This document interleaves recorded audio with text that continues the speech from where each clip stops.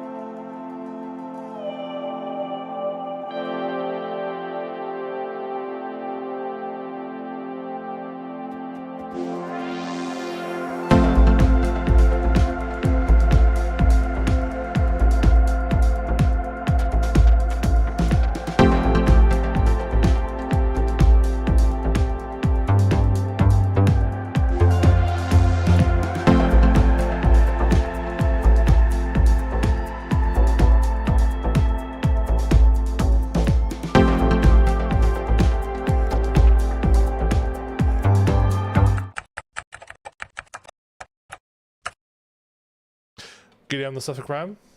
Skazz, yes. Welcome to episode 284 of the Rounders podcast. How are we this evening, Skazz? 284. Yeah, 284. Yeah. How are we this evening, Skazz?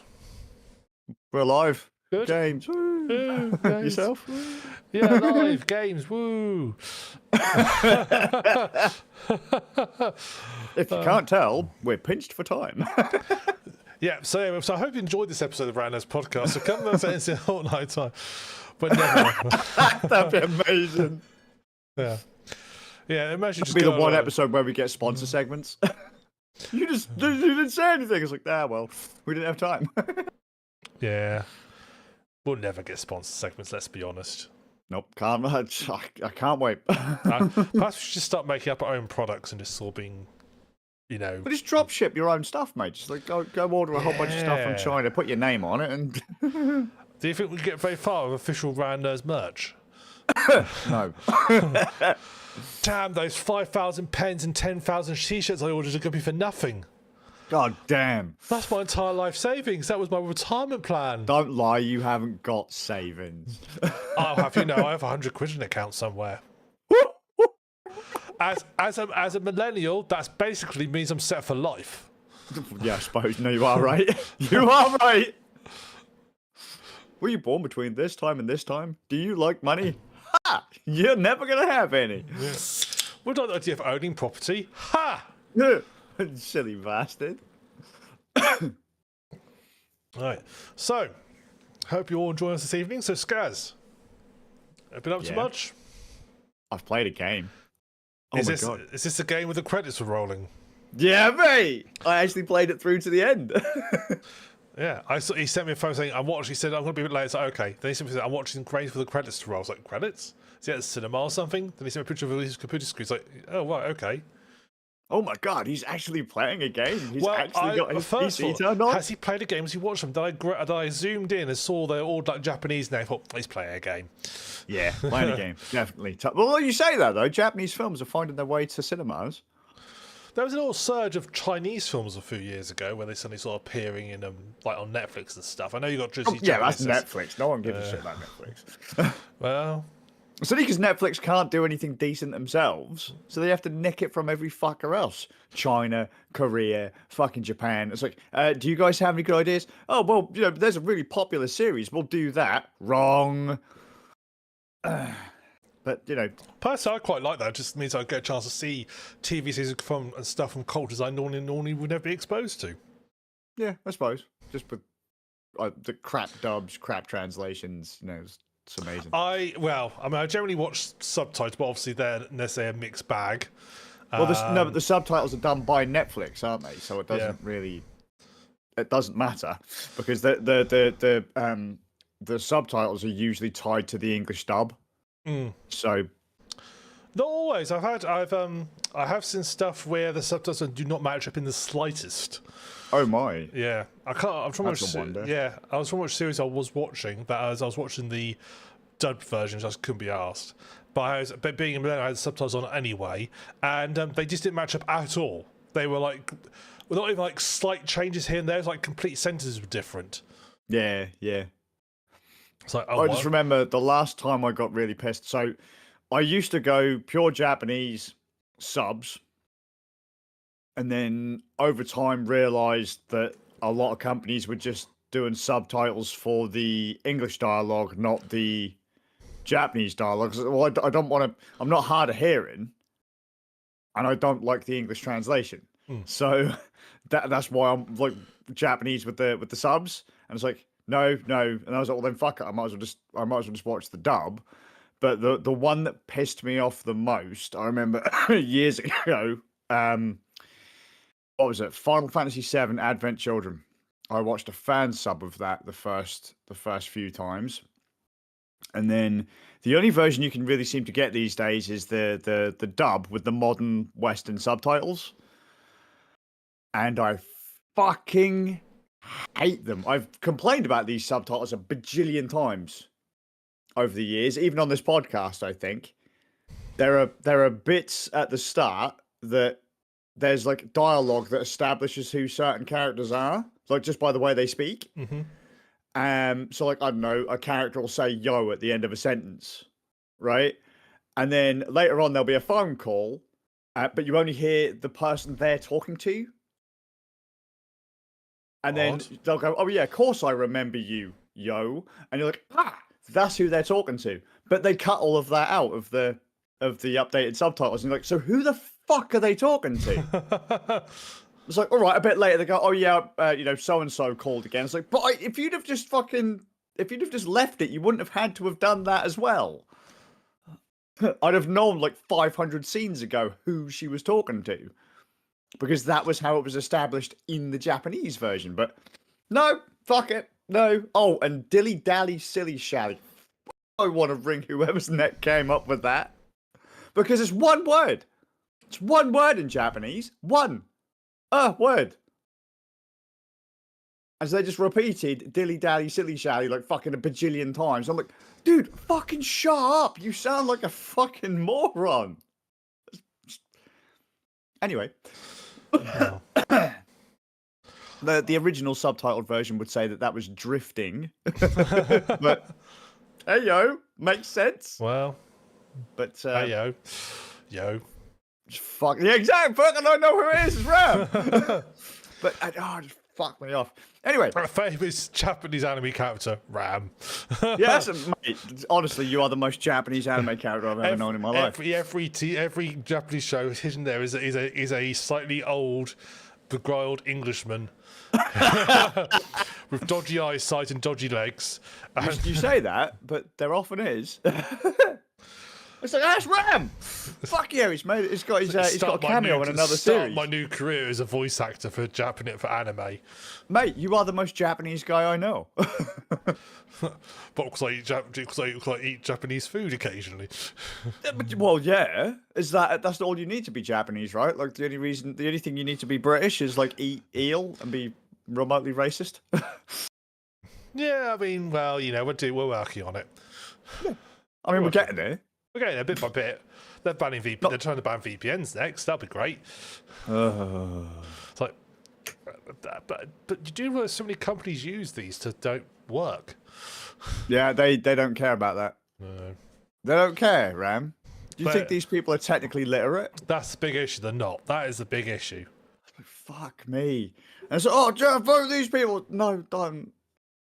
It's the same when people try and justify using LLMs for stuff. It's like, don't. I got a comment the other day. Well, it wasn't so much a comment, and then I ranted about it.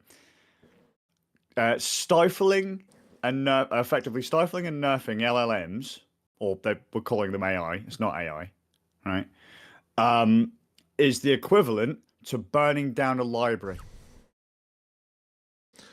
I don't quite see the logic there.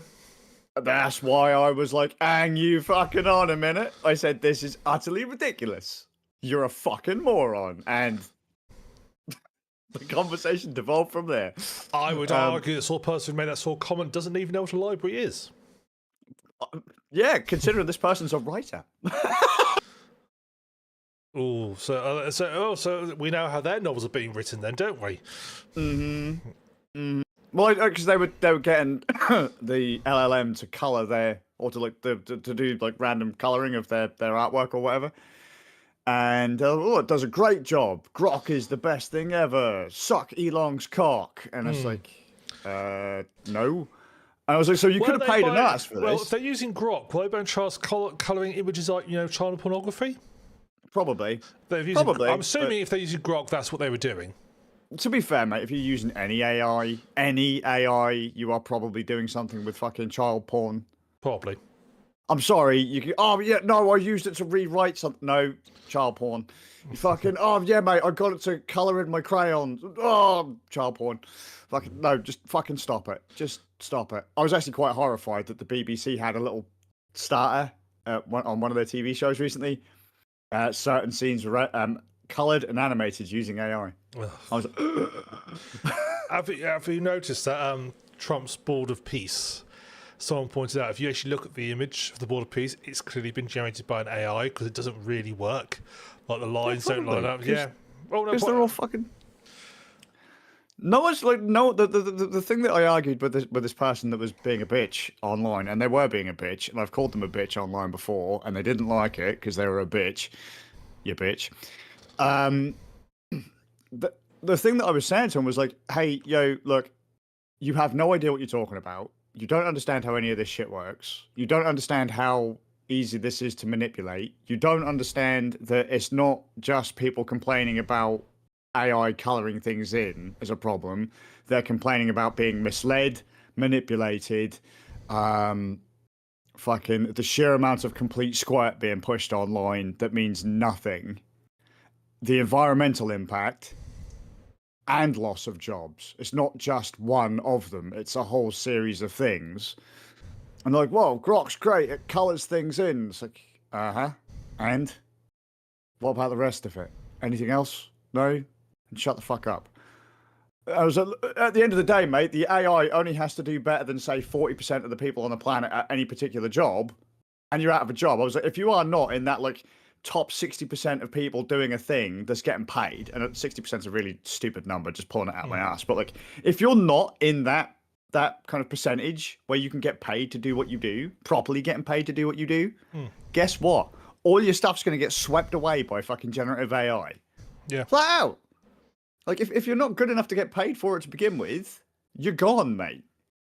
And as a creative, this person just made me chuckle. I was like, do you honestly think you're in that upper percentile? No.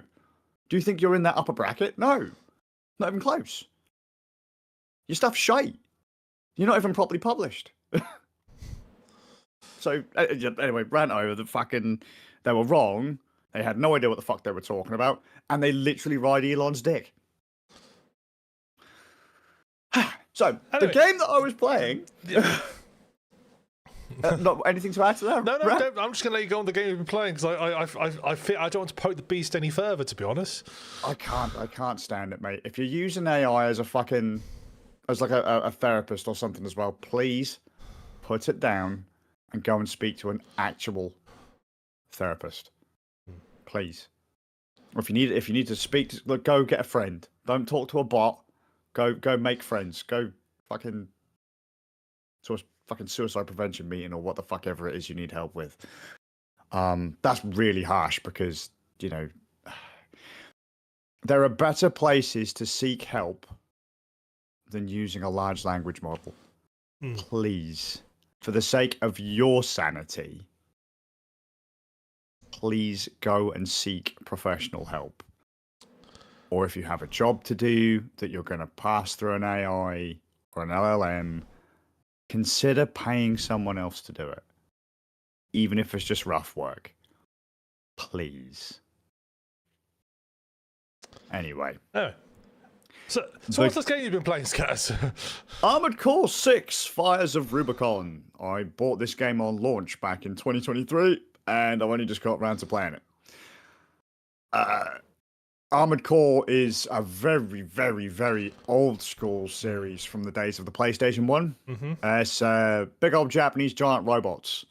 But for anyone that's familiar with, say, Mech Warrior is your slow, somewhat kind of physics ponderous, heavy. big, thick, heavy machines that like lumber around and cause fire. A very machine like, whereas Japanese stuff tends to be more like big suits of armor running about type thing. And Yeah. Fucking Mech Warrior is slow and dull. And Armored Core is, these suits move so fast they break physics. Yeah. Like, physics does not apply. Like, these things can move so fucking fast. And then change direction, the pilot would effectively be slop. If you opened up the cockpit. It's like, oh, what happened to him? Oh, yeah, hard left turn after a hard right. Just kind of pasted into the side of the fucking cockpit. But, yeah, so, giant robot game, gone to other planet. Corporations are doing what corporations do. You are a member of a mercenary group. You're sent to do jobs, earn money, upgrade your suit, and jobs are good. Third person, but it's kind of rocking a bit of a Soulsy groove to it now. I hate to say it because it's developed by From Software, the guys who also make Dark Souls. Bonus here is it's a lot faster than Dark Souls. Yay! And it's not as fucking dull as Dark Souls. Yay! Graphically, it's pretty. The music's pretty good. The voice actors have all been in a million things before. So whenever I listen to the main guy in the game, your handler, what's his name? Handler Walter. I'm like, oh, hey, that's Wall Crusher Dogi. How you doing, man? So, no, he's not Dogi. That's Handler Walter. All right, hey Reaper, how you doing? Reaper from Daemon X Machina, which is another high-speed Japanese robot game. Fucking Reaper, hey, no, it's Handler Walter. No, it's all them other guys because Walter's fucking shite. You end up going into missions. Basically, you've got like attack. Just go in, destroy all the enemies that are on screen, or hit objective. Don't die. Defense missions, defend a part on the map from waves and waves of enemies. Gather intel, drift around to different nodes on the map, pick up points. And what was there was another one. Oh, stealth. Stealth in a giant robot game. No. Yeah. How does that possibly in any world work? I'll tell you exactly my how it giant works. robot is crouching behind a conveniently sized wall. Crouch walking. Please tell me you can do stealth kills. Please tell me that's a thing. No, it isn't. But to be fair, the enemy has spotted you. Destroy it within the next 5, 4, 1 shot, gone. Hey, stealth, good job. It's my kind of stealth. Like, if nothing's there to fucking tell people that I've been there. When the other base goes, hey, Joe, when are you coming back from your patrol? Joe? Yeah, but then by the time they say Joe that 4th time, they've probably been rocketed to the back of the head themselves.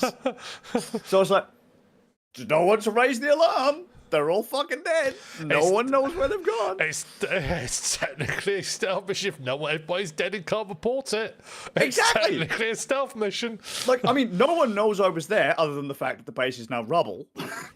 So I just had this amusing idea of it playing Hitman style, where you can like go in your big robot suit and dress up as another big robot instead and infiltrate things. It's like, hey, what are you doing here? Aren't you supposed to be over there by the main gate? Stab. But those like there's not a lot to explain about Armored Core unless I want to ruin the story, and I don't because it's predictable as fuck already. I was streaming the game, talking to a few people, and I was like, let me guess, this is going to happen or this is going to happen next. And they're like, yeah? How'd you know? I was like, because that's how Armored Core 2 ended. So we've got 4 games further in. They're still pushing the same story. That's the same reason that I find Nier to be annoying, to be honest with you. Because Nier has stuff go on in it, and then people tell me how Nier Automata is so great. I was like, that's the same thing they did in the first one. How is it so great a second time? Oh, wait, you haven't played the original one yet. Yeah. That's what they like. They like people not playing the previous ones. They just keep re-releasing the exact same story. Yeah. But, I mean, it is just your standard kind of corporations doing nasty corporate things, different groups of mercenaries. You can team up with them, you can fight with them, you can fight them, and eventually you might have to kill your mates. It's like it's been the exact same since Armored Core 1. The story hasn't changed. Oh, mate, Corpo doing something bad? You better go fuck him up. And I'm like, all right, don't have to tell me anything else, mate. Just point me in the direction. I've got my big gun. They're gone. And there's people. I had people on the stream going, "You don't really like. So what's your strats then? Oh, easy, win." Like so, yeah. My But like this guy, is, you set a big thing over there. Watch this. His big thing's gone. I'm gonna make all of these guys disappear. Well, one of my mates started playing. I think it's his first Armored Core game, and he's like, "So how do I know where to go?" And I was like, "Right, if you see a bad guy, that's where you're going. Like, if there's no bad guys in that direction, but there's bad guys over there, go that way." Yeah. And most of the bad guys just disintegrate in a few hits anyway. It's got a few spectacle boss fights to go with the story. By the way, the lighting in this game, considering it's not like fully ray traced, is gorgeous. When shit catches fire or explodes, oh, you just see the fucking flames just dash off the side of your suit. Amazing. And watching people blow up and go, "Oh no, what was me?" So satisfying. You know, the whole point is that you kind of go through, you earn money. As you progress through the story, you can unlock more parts for your suit, so you can customize your suit, make it more powerful, increase various stats, your kind of energy capacity. Do you want to have like machine guns, laser guns? Do you want to go fucking laser swords? Do you want to go fucking big old bazookas? Do you want to have missiles strapped to your back? Do you want to have? Do you want to be bipedal? Do you want to be quad? Do you want to go with like tank tracks or whatever? All that, like, you're supposed to be able to like really customize your build. I found something quite early on, or a strategy quite early on that I liked, and I was like, "Yeah, there you go. I've optimized the fun out of this one." Because if you shoot an enemy, there's like a heat bar or like a critical gauge, and if you can fill this gauge, the enemy will literally just stop for a couple of seconds. So like, they'll kind of like overheat and fall out of the sky or whatever. So they can't fight back and they won't move. At that point, whilst that bar is still red, they don't fight back and they take like double damage. And so my groove was basically getting close with my sword, cut them up until they go into this like the kind of stun state or the crit state, and then pull out two of the heaviest guns I could carry and just blast them with them because they can't move, so I don't have to aim. Because that's the problem with powerful guns, with really powerful stuff, is you have to stand to kind of plant yourself to fire. But if they can't move, well, it doesn't fucking matter. And then you watch half of their health bar just disintegrate. And I'm like, right, let's do that again. To the point that you're doing some boss fights in sub 20 seconds. I was like, come on, let's go. So what's the strat? Blow that guy up. Yep, it works. I only had a handful of like a couple of problems in that game. I think there were 2 bosses that took me out more than once. Most of the bosses were first tries. Most of the arena fights, which are just like one-on-one kind of combat trials, those were one-time fights. All of them finished in sub 1 minute for the most part. What else was there? Oh, there's an online PvP mode. Couldn't give a shit. I got told by another player that it's all meta builds. So if you want to have fun with something that you've built yourself, don't bother. It's just going to be miserable. Yeah, you don't need strategy. Just stun the bastards and blow them to bits. Fair. It's wonderful. It's genuinely wonderful. There's a few missions you can only do once as well. So apparently there's different endings.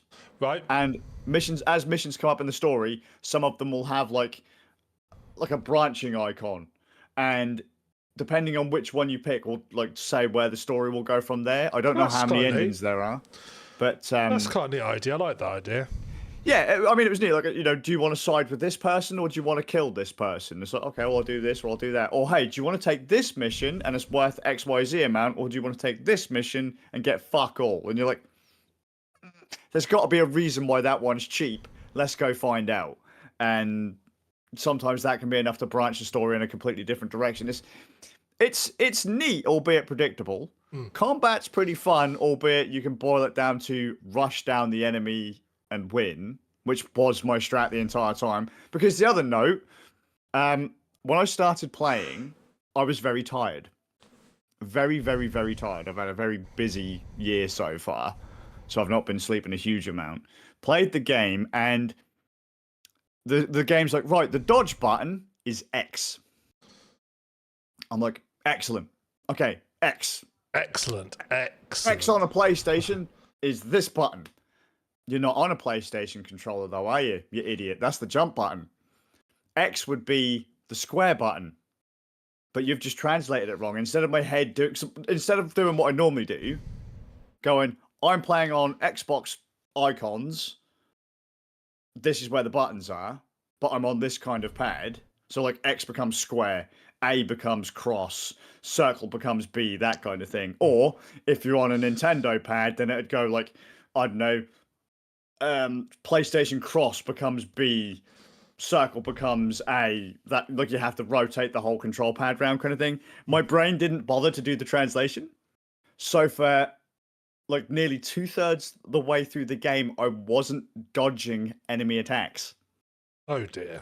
I didn't have but none of them were hard anyway. Like, that's why I got my rushdown strategy from, because it's like, well, if I get in close and just batter the bastards, they can't hit me. Because their long range shit doesn't work when I'm right in their face. No, that is true. And their rockets just fire clean past me if I'm right in their face. So just stay right on top of them and they can't win. Top tip, this works in real life too. Yep. If you can get in, get in.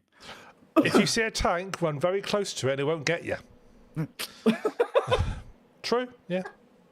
Nice splat there. Yeah, oh yeah, don't stand in front of it. Or if you can, sort of like duck down really low. How good can you limbo? Because could you imagine that trying to fucking look woohoo underneath a tank? Foolish fool. Don't worry, I'm a limbo champion. But yeah, I mean, it was all right. I managed to do the whole game in 18 hours. That's Steam time though, so I probably did it in about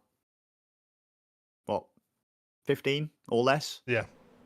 Yeah, it was all right. I'll probably go through New Game Plus, because there is a New Game Plus. Once you get like an ending, the game literally just takes you past the tutorial. So you do the tutorial mission, you establish who you are as a pilot, and then you can go off and then customize your suit, kind of thing. You like after when you beat the story, it just takes you back to if you've just finished that mission. Yeah. And then you can go through the story again, or at least that seems to be how it is. And then you've got all your suit unlocks already, and all that. And apparently some of the story missions will change if you've already beat the game once. That's cool. So like certain branches will only open in New Game Plus. Yeah, it's fun. You can replay missions too. So if you ever want to earn more money, which is never really a problem in the game, to buy more gear, to customize your suit more, you can do that. Some items are hidden on levels, so you can miss them. So you'd have to go back, like on the replay mission bits, or unlock find the item that's hidden on the level or whatever. It's neat. It's fun. Oh, cool. I'd say give it a go. If you can get it cheap, definitely go for it. Don't think it's going to be like Dark Souls, because thank fuck it isn't. And I say that as someone who likes Dark Souls, but I prefer Armored Core. It's just the better FromSoft series, to be honest. Does it do like the Dark Souls things where, like, in a mission, like you can have like people like drop ship in or something and invade your game type thing? No, I haven't seen that. So multiplayer just seems to be PvP. I would have liked to have had some PvE, so you could have had some co-op stuff go on, because that'd have been hilarious. Oh, that's another thing. This doesn't seem to have crossplay. It's available on PC, Xbox, and PlayStation, but there is no crossplay. and I don't know if maybe I'm doing this wrong, but there is an option to try and save your suit. It's like you can save a loadout. On my Linux machine, I found that to be awkward because like a menu just doesn't seem to be appearing. I don't know why. That might just be because I'm running Steam in big picture mode or something like that. Like a text box isn't appearing or whatever. So the save doesn't work. But it's like when PlayStation brings up a text box. If you're streaming on PlayStation, it doesn't show people the text box. It will just show people the gameplay. That seems to be what the Steam version's doing for me as well. So I can't see if I have to type anything in to do anything. But like, if you save your suit and you save a loadout, you can upload it and then give people your suit's key, like your serial number. And then people are supposed to be able to type in your serial number and be able to download your suit, your configuration. Okay. However, that doesn't seem to work between platforms. So if I'm on PC and Divine tries to type in my suit's key, he can't seem to use it. I don't know if maybe that's a story progression thing. Like, so if he hasn't got certain bits that I have, he can't just download the suit, but it won't even let him see it. So it doesn't appear to be a cross-platform feature, which is so annoying because that'd be so cool. Possibly explains how PvP is all meta. If you just put a code in and get the exact, that's the suit you need. This one beats basically, it seems like that could be a thing, and it's just. I mean, you can tell that there are some really overpowered builds in that game. Like, people have just, instead of trying to build something themselves and have fun with it, they've gone in, I want to win. Yeah. And you see this on other games, like some fighting games and some strategy games. There's always this kind of like optimized way to play, and it just sucks all of the fun out of it because there's no real creativity there anymore. Yeah. You even see it in stuff like Monster Hunter. It's like, yeah, if you want to win in Monster Hunter, here's the meta build to get the most damage out of this class of weapon. It's like... It's the same whenever you have any sort of like large amount of customization. By its sheer nature, most of those systems tend to have an optimum setup.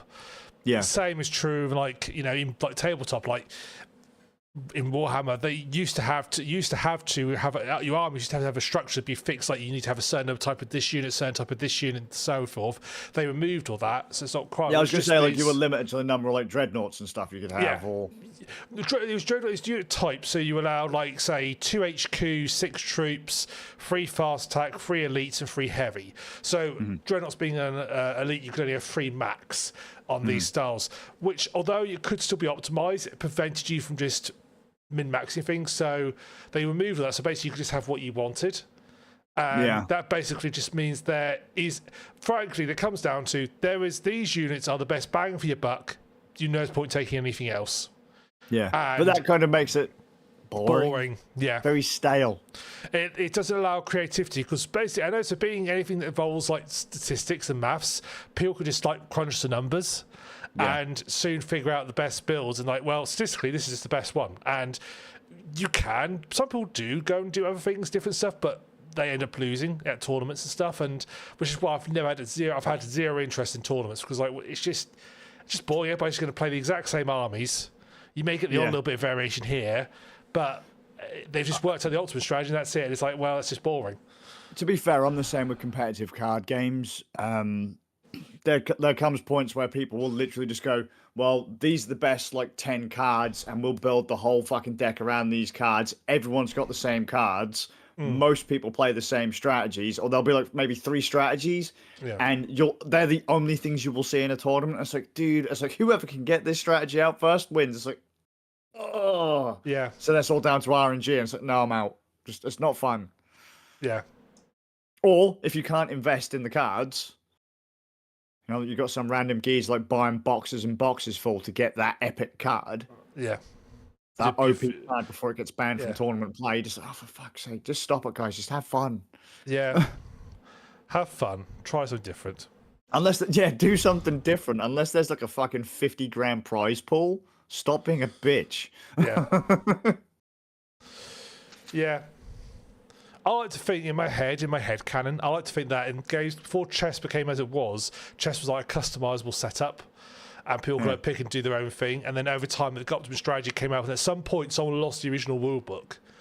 And people just assume that's how a chess board should be set up because it was just the optimal have setup. they not done that before? Did Tom Scott not do something with the chap from the British Museum?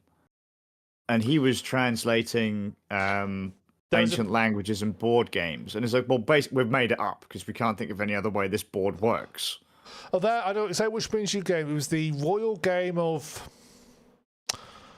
Oh, I can't remember what it was. But they did actually eventually find a rule book. If that's the one I'm thinking, it was this guy like proper like academic, you know, with the sort of the goatee beard and stuff, and sounds like an academic when you speak to him. He's got that sort of like, he's exactly how you'd if you were to imagine a British academic working at Oxford or the British Museum, he's exactly what you would draw and make them sound like.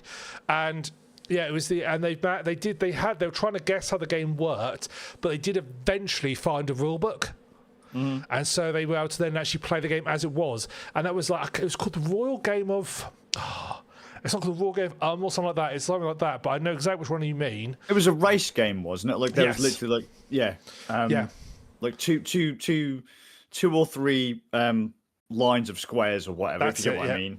And then the idea was to move pieces around and jump over certain things. And and there was like I didn't realize they'd found an actual rule book for it. I think the actual in the Tom Scott film, I think they actually said we actually have now found the rules of the game. All right, I don't know if maybe they updated it because I know that they did a few videos on it, and it was because he was talking about cuneiform and that as well at one point. And, I will track it down, put it in the show notes, but I know exactly which episode it was. I remember watching it was a fascinating video, but I know exactly which one it is. But I mean, I can see that with a lot of ancient games, how things would probably be how things would evolve, and people would forget how to play. It's like how everyone plays Monopoly wrong. Yes. Oh God, yeah. Like, no one plays Monopoly to the actual rule book. Everyone has house rules. And house rules make it worse. Every house rule. Like, I played Monopoly once with somebody who said, oh, yeah, we have to go around the board at least once. Why? Why are you trying to make this game long? It's a notoriously long game, but why make it long? The thing is, it's not a long game if you play it properly. The amount of people don't realise you can auction properties. If you land them, you have to auction them off. Yeah. So that's how the game speeds up. That's how the game plays. But... it's how we always play in our family. What, you made it worse? But then, if you've played like certain games with, say, multiple households, you'll find that everyone has somewhat similar rules, but they are never the rules. No. So you'll often have like, you can't buy property on the first lap. Number of people I've played with that think that's an actual rule. It's not. And yet, they're not all from like the same family or whatever. Like, these are all people who have like sat around a table at Christmas or whatever and played it with family. And they've all come up with that same rule, like it's supposed to make it fair. I think it's more a case of no one's ever bothered to read the rules, and that it's sort of like moved and it's sort of like spread like a virus because no one's read it. Yeah, and everybody just assumes they know how the game plays because it isn't a complicated game. Everybody just assumes they know how it plays, and they don't. It's like the more modern version of like the un passant rule in chess, where you move a pawn, pass a pawn, you can take it, which is like most people just don't know as a rule. Everybody know the base, but they don't realise that's a rule. I mean, admittedly, it was introduced like recently, like in the 1800s, I think it was introduced. But it's been around long enough now; people should know it. And yeah, I would play that game. It absolutely frustrates. Like, why are we just making this worse? Let's just play the actual game. It's funner. We can play. Yeah. Monopoly can be played in like an hour if you play it properly. But there we go. So is that going to be one of our games nights then? Yeah, let's do a great Monopoly's games night. Oh, Christ. So are we going to play Monopoly or Rento Fortune? I don't mind, whatever. All right, cool. We'll see. We'll see if he's able to join and do that. We will. He will. We need these three of us. We can bankrupt Denmark. Can't wait. Can't wait. Right, so... yeah, before this podcast starts, I listened to Skazz. I'm playing a game, and when I tell you the name of it, you're going to go, that's a RAM game. Okay, let's go. So the game is called Parisian Brasserie Simulator. And it's a game about running a restaurant in France. I love the fact how specific it is. It's not a restaurant simulator, it's specifically a Parisian restaurant simulator. It's so specific, it's wonderful. It sounds miserable, so go on. Mate, honestly, I've never been more stressed playing a game than this. Because French! No, it's not to do with French, it's just the fact that it's just trying to keep up with the customers. Fuck the customers, they're French. No, I want to get good reviews. Fuck the reviews. I want my good reviews. Damn it! Damn it! I'm having in my head they're all tourists. So you are basically you have been given a restaurant. I don't know where you got this restaurant from. You've been given a restaurant. I assume so. You walk into the restaurant. You walk into this restaurant, and basically it starts off. Just walk in. Dude throws the keys at you. This noise. No, you just think. I think it's squatters' rights. I think you just all walk in and take over, and yeah, there you go. You go in, and it starts off. It's basically two-story restaurant. You start off just a lower story at first. There's like a little velvet rope in front of the stairs. You can't go up there yet because you haven't unlocked it yet. You have to get a bit further along. Set up your chairs, your tables and stuff, and then you have to run a restaurant for the day. So every day starts with the breakfast service. So you have to first of all make the breakfast, because it's being based in France. You have to basically breakfast you have to serve is all like be freshly baked and stuff. So you have like a little bakery section downstairs, and you have like a mixer to mix up all your dough. You then can form these on like sheets into either croissants, chocolate croissants, or what they call bread, which is just what you and I would call like a baguette, or like the smaller baguettes and stuff. They just call bread. You then have to bake them. You then have to plate them all up ready. You've got a little like cart. You can like this. You see at school, they're little carts with the trays on it. You've got one of those. And you can like load up with trays and stuff ready. So you can like pre-cook as much as you can in advance, or much you think you need to do. And then once you've got that done, you can start the breakfast service. So how the game plays is people come in. You have to, when you first play us, there's the only staff you have the chefs. The chefs cook the food. You don't get involved in cooking the food. Perhaps you haven't got a food hygiene certificate, is all I'm assuming on that one. And you have to cook you basically are the waiter, the receptionist, the bartender, and the busboy, all in one go. You need to employ more people, mate. I did eventually. But when you first started, you just can't. Imagine you stood at the front, right? Yeah, we've got a table for two. Yes. And then he runs over, changes his tie. It is kind of like that, yes. It is kind of like that. So people will come in, and they'll come in from groups between 1 to 4 people. And when they come in and they go to reception, you just have to then walk up to a empty table and you interact with it. And when you interact with it, your cat just slams his finger at it and points at it, very like, you sit here now. And they'll go take a seat at the table. And then, so doing the breakfast service, you'll get a little, above their heads, will show you an icon of what they want. So it'll show you the icon of like a croissant, or bread, which is bread and butter type thing. It'll also show you what drinks they want as well. And then you have to go with your little, you've got a tray, you have a tray in the inventory. And you go up, you pick up the right things, you take it to the table, and you plonk them down. And then you can go get their drinks. So you have like a little coffee maker where you can make espressos, you can make green tea, hot chocolates. There's a bit where you can do beer as well. You can pour beers. Later on, you can unlock like red wine, white wine and stuff like that, and rosé wine. You can unlock like rum and some other spirits. There's bit where you can like serve soft drinks. You have a section of soft drinks as well, which you gradually unlock. You start with literally they just call it Coke. With the proper logo, it's not sponsored or anything. They just call it by the actual name. I was quite shocked. You don't call it even cola, but okay, they call it Coke. And as people like sit down, you'll get like their little icon up on their shows will want. There'll be like a little like time around it that gradually ticks down. That's how long you've got to get it to them. Otherwise, they'll leave in a huff. So you pick up all your plates, take it to them, plonk them down.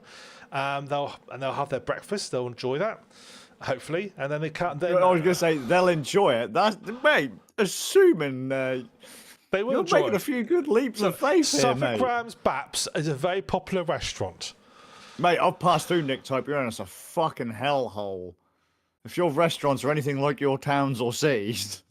My restaurant was. We did have one bad service. I've spit off more than I could chew. So then after they beat you, they'll come to the till. You have to take their payment, card or cash. We don't mind. Take the payment off the trundle, and you do this for each guest. And the service runs from 7 a.m. till 10 p.m. Mm-hmm. And in game time, this is about 20 minutes of game time. 20 sort of maybe a bit longer, like 25 minutes. It's quite a long period of time because you can close early. Okay. if you want to. And there's just constant stream, obviously, of people coming in. So it starts off fairly light. With like placing people so forth, but pretty quickly you're going to have this constant churn of new people coming in wanting seats. You'll need to get them placed on the table. Those people need to have the order taken. You'll go take the order. Then those people over there want to pay. You're going to quickly pay. Or they want a second round of drinks. You need to go get a second round of drinks to them. And so you're also bouncing back and forth doing things. That's your breakfast service. Then comes your main service, which is basically your dinner, which from 11 o'clock onwards, it's the normal meals you expect from a restaurant. It starts off, you can only serve, I think all you have at the start is eggs for breakfast starters and like steak for mains, and that's basically what you get at the start. Okay. It's got some sort of neat features in it. So when you place your table stuff, you can like give them numbers. You can change numbers of the tables, and if you go up to a table where someone wants to order, you can just bring up your little like iPad thing and put what to order.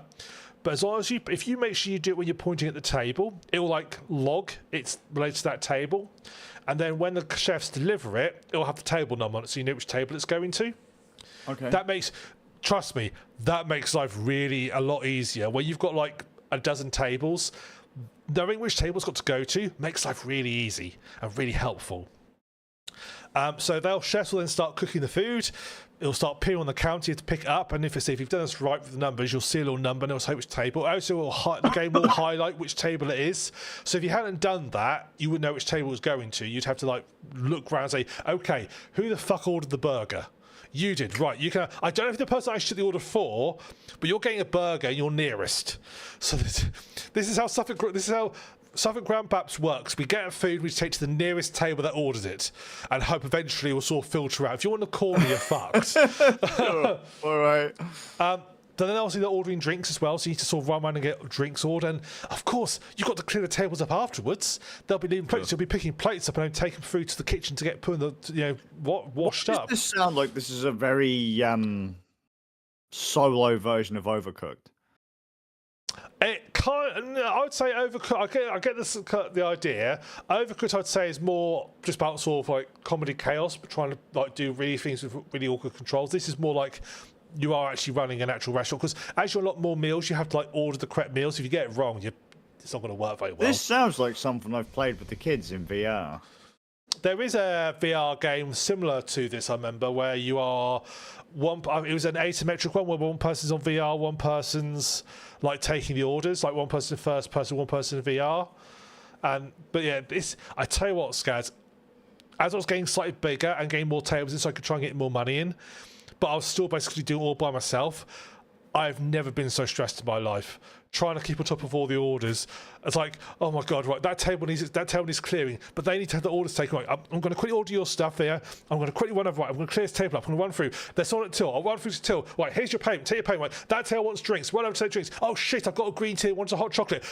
Run back, put the hot chocolate tea in the bin. Run back, get a hot chocolate. Here's your hot chocolate. Oh my God, that table, I forgot to bring the beers to him. Quickly get the beers. Run over to him, take the beers. I tell you what, it is mega stressful until you can actually start hiring people to do some of this work for you. So I eventually did manage to hire a receptionist who basically seats people for me. I kind of wish I hadn't done that because he's too efficient. Like people come in and he sits them immediately. It's like, can you not just give me like a minute to like breathe a little bit? Because whilst they're there, no one else is coming in, so you've got a little bit of breathing space. They have to wait. They have to do the thing where they're like staring in the restaurant, seeing a dozen empty tables, but no one's taking them to a table. Yes, that's terrible customer service, but it gives me a chance to catch up. So, needs Get must. good, scrub. But he kept saying people straight away. It's like, oh, this isn't helping. So eventually I got a waiter and eventually two waiters, and I've got some they call them barmen, but they're all lassies. As they are. who are doing the drinks orders and stuff. And that starts making things a little bit less stressful. So gradually over time, you'll unlock this all like low. Obviously, start with the lower restaurant, then you'll unlock the terrace outside, which gives you a bit more space. So fill that up, and then eventually you'll unlock the upstairs, which has got its own separate bar upstairs. There's like a dumb waiter that goes between floors, so that's how the food gets transported back and forth. And you can assign people like upstairs or downstairs to work. Yeah. And you can also hire more, because the chef can only cook one meal at a time, so you can hire more chefs, so you can start cooking more meals at once. So once you get 4 chefs, they can do like an entire table's order in one hit, which obviously helps things. But my word, every day was like mega stressful, even with like extra staff, and I'm running around basically now sort of fighting fires. I'm sort of like looking, thinking, shit, they've been waiting a long time on their drinks. I best go to get their drink order sorted, or I'm just going to clear some plates and dishes up, give my waiters more time, and walk upstairs. There's a dumb waiter filled with like 20 meals that haven't gone out yet. It's like, oh my god, I need to get these out quick. Picking this up, taking them out. You can carry like 4 meals in your little tray at once. Why do I feel this is a humble bundle? No, I bought this. What? Yep. Dude, were you high? No, I bought this. I've been wanting to buy this for ages. It was on sale over Christmas, and I got some money for some Christmas money, so I bought System Shock 2 and this. Oh my god. Mate, honestly, this game is amazingly good fun. It is so stressful. And guess what, Skazz? It's got co-op multiplayer. Fuck off. I tell you what, Skazz, Zaber would not like this game at all. To be fair, Zaber finds most things incredibly stressful. But most things that he finds Christmas show, I find okay-ish, maybe a bit intense. I find this stressful. I'm pretty sure this would finish him off. Maybe. Do you know what would be really funny if it turns out this is where he shines? He might do. But I was so tempted to buy a copy for you and him, and just so we can run our restaurant together and watch the carnage unfold as we all try and complete a day's work. Oh mate. But it's amazing how atmospheric it is, because you get to the end of the day, and then when the restaurant closes, you still carry on serving until your customers are done. And once you serve your customer in your garage, and then your staff, they stay behind to like clear up. So they like get the chefs take the rubbish out to the bins. Your waiters will like clear all the plates and stuff up, and they all just hang around to clear up, which feels so much like when I used to work in retail. That's all like half hour of calm after everybody left, where you're just sort of tidying up, doing bits and pieces, and it's kind of like, right, we're at the end now, we're just tidying things up, we're going to be done, this is nice, we can walk out of this building very shortly. It feels exactly the same as we're clearing everything up. It's like, another day done. When they're all gone, it's also quiet, because they obviously go off when they're finished and you stay behind. It's also quiet, and you might need to go like order more food and bits and pieces. You have a van, you have to order like food supplies, which gets delivered. And I love the fact that you have like multiple delivery options. You've got like your basic cheapo free delivery option. It takes about 5 minutes to get to you, and there's no help to unload it. You have to unload it yourself. I did eventually. This does sound like something that me and the boys have played in VR. I did eventually buy a sack barrow to unload the stuff. Then there's like but then because the first time I ordered stuff, I did like this sort of super delivery, which was like 150 euros. And I remember walking outside my back of the restaurant, waiting for this delivery to turn up. And there's like these 4 guys stood there, and they're basically there to unload the delivery van for you. It's like, why are you here waiting for the van? Why aren't you coming with the van? You just appeared out of nowhere to unload it. It's like, okay. The van turns up. I love that. It just stops in the middle of the road. It's very French. It just stops in the middle of the road, blocks the whole road, and everybody's honking, and everybody goes to unload it. And you run and bring stuff in. And you do have to like do multiple deliveries throughout the day. You have to like make sure you reorder fairly regularly to keep stuff coming in. Yeah. Oh, it is such good fun. There was like when I bought it, it's on its Christmas event, so everything was snowing outside, which is quite atmospheric. It's now all back to its normal mode. But I mean, I've done like 12 hours into this game. I'm just like, I'm just gonna do another service tonight. Very, yes, very RAM. It is very RAM, and you can. Everybody looks really freaky, which is quite cool. Everybody looks like, I don't know what everybody just looks like this weird mannequin style head. Is really odd. Makes me think of 2 Point Hospital. Yeah. The very similar facial styles to that. All right. Like sort of like just beady black eyes and sort of really chiseled faces, that sort of style. As is the way with the world. You would like it because you can have like fancy, funny emotes. One of which is slap, so you just run around slapping people.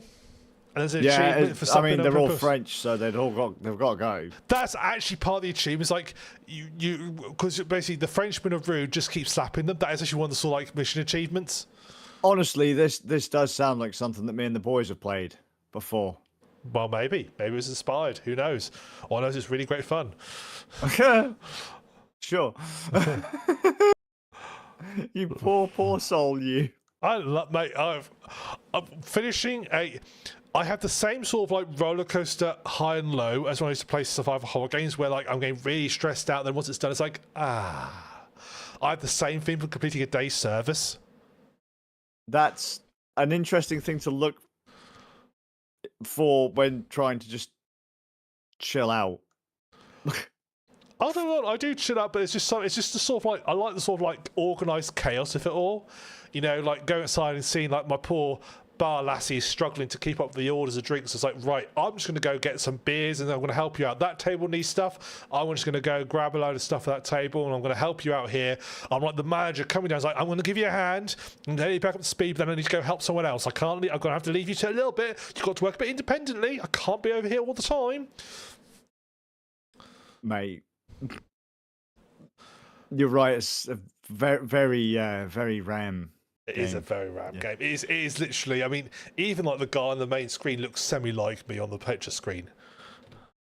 That's... They knew. They knew. I'm going to send the picture to Skazz so he can see this. This is going to screw up Discord, but okay. Yep. I'd slap that guy too. Oh, Ram, how far you've fallen. Mate, honest to God, this game is so fun. This is so fun. This was like one of the best £10 I've ever spent. I'll take your word for it. Yeah, okay. Hey, this is really good. It is so interesting. It's so, honestly, I think it'd be hilarious to... I mean, you can upgrade your restaurant, you can like, add lighting, you can change the floors, you can... It's French, you'd never see me in there because it's French. You're not getting this, are you? It's on offer, still on offer for £9.59. $9.50? No, thank you. Fuck off, mate. £9 to fucking... No. I'm buying this for Skazz. Oh, no. You can't, because I'm not allowed to buy... I'm not allowed to have games, am I? You're not happy? I'm buying it for you. You're just going to get it. You're not being forced... It's being forced upon you. That means I have to mention it. Yay. Profound sadness. It's not fun. My life is not fun. It's not good. 2026 can just die in a fire. Look, I'll get it. I'll get a copy for Zaba, and we can have just some absolute massive stress. I mean, let's be fair, mate. Games Day is massive stress. It can be. That's normally technological issues though that cause the massive stress. Yeah, maybe. I suppose. Yeah, but you can actually, I've in game. I've only done like 10 days or so, like game days, services, right. And already I've got like 14 staff working for me in a massive restaurant. It's really great. I did have an issue where I did have one service where basically I got the upstairs unlocked, so I filled it to the brim with tables. As you do. As you do. I had one waiter up there, and basically I had no enough waiters and no enough time to serve the amount of people I had up there. I just walked up there, and the little dumb waiter is like got like 3 levels to it, and it can hold like sort of like 12 meals per level. Right. There were so many meals on it that they were like clipping into each other. So as I was picking stuff up, there's another immediate place. It must be like 100 meals sat there. I'm just like running around upstairs thinking, I can't serve these all.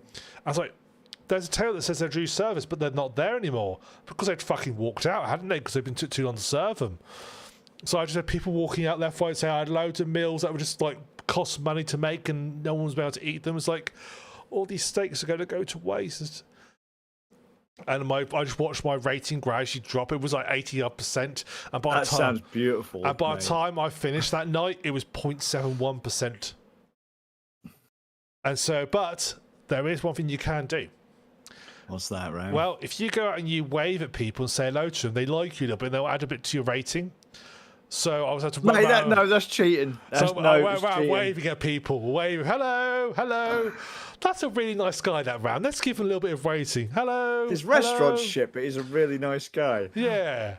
But this game waiting up a little bit. Although they seem to have patched it out because it worked over Christmas. It stopped working. Now maybe it's because of the season of good cheer. Yeah, because they probably realised that the only way people are winning is by fucking waving at people out front of the restaurant. I don't think you would lose. I don't think like this restaurant closes down when you get to 0 because I'd close it down.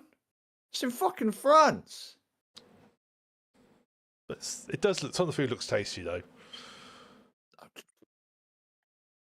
That and it sounds like a bajillion other games I've played. But it's in France, so it instantly gets a 0 out of 10. Mate, it was amazing. It was absolutely amazing. Love It's French, 0 out of 10. I don't think it is French. I think maybe 7. I don't think it I actually don't is care. French. The fact that someone else decided setting a restaurant up in France is a fucking good idea. 0 out of 10. Would not recommend. Dear me. I'd also say that I hope that their studio goes bankrupt, and they never get the stupid idea of doing anything in France again. Oh, dear, you are so cruel. But then that is you, so. Yep. There. So let's see where they're based. Oh no details. France. This is like the only game they've made made by a young team, and the only they've decided to make their first game, and their first game is a simulation of the restaurant they run during the day. It might well be that. It might well be that. So, but yeah, great game. Right then, Skazz, is there anything else from yourself before we finish up? No, mate, that's golden. They got you. They got you. Mate, I love it. It's been great fun. So, if that's nothing else from us, so we'll finish this one up here then. So very much for joining us this evening. You can join us on our next podcast, which will be on the.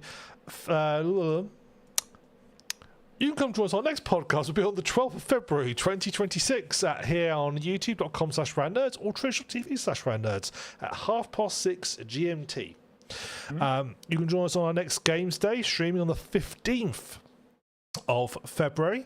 That'll be between UK time 9 and 3. We've got to try and finish bloody Traplands off, and then I think we need to find another game to play after that because I don't think that'll take us all day. Yeah, so I'll start playing on autopilot. Yeah, we'll need to find some other games to get through. So come join us for that.